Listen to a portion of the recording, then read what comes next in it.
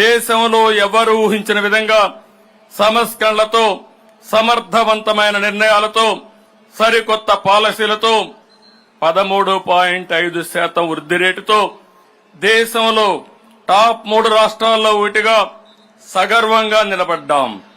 120కి పైగా సంక్షేమ పథకాలతో ప్రజల జీవన ప్రమాణాలు మెరుగుపరిచాం. ఈజ్ ఆఫ్ డూయింగ్ బిజినెస్ లో ప్రథమంగా నిలిచాం. 16 లక్షల కోట్ల పెట్టుబడులకు ఒప్పందాలు చేసుకుని దేశం దృష్టి ఆకర్షించాం. 14-19 కాలంలో రాష్ట్రం అన్ని రంగాల్లో అనూహ్యంగా దూసుకుపోయింది.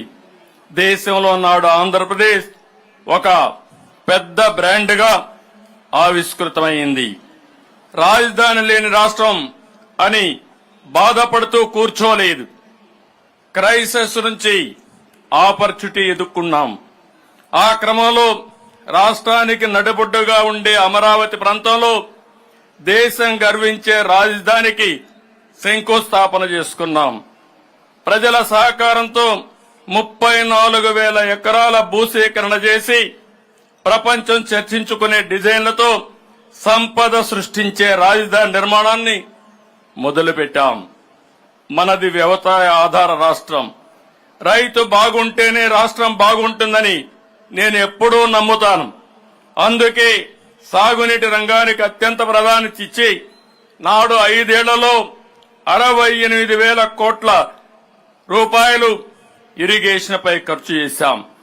రాష్ట్రానికి జీవనాడి అయిన పోలవరం ప్రాజెక్టుకి అత్యంత ప్రాధాన్యత ఇచ్చాం. ఒక యజ్ఞంలా పోలవరాన్ని నాడు పరుగులు పెట్టించి 73% పనులు పూర్తి చేశాం.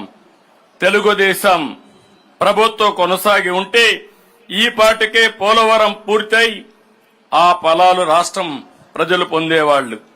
120కి పైగా సంక్షేమ పథకాలు, అభివృద్ధి పథకాలు, శాంతి భద్రతలు, అందరికీ ఉపాధి, పెట్టుబడులు, ఉద్యోగ అవకాశాలతో రాష్ట్రం దూసుకుపోతున్న క్రమంలో 2019లో వచ్చిన ఎన్నికల ఫలితాలు రాష్ట్రాన్ని చీకటిమయం చేశాయి.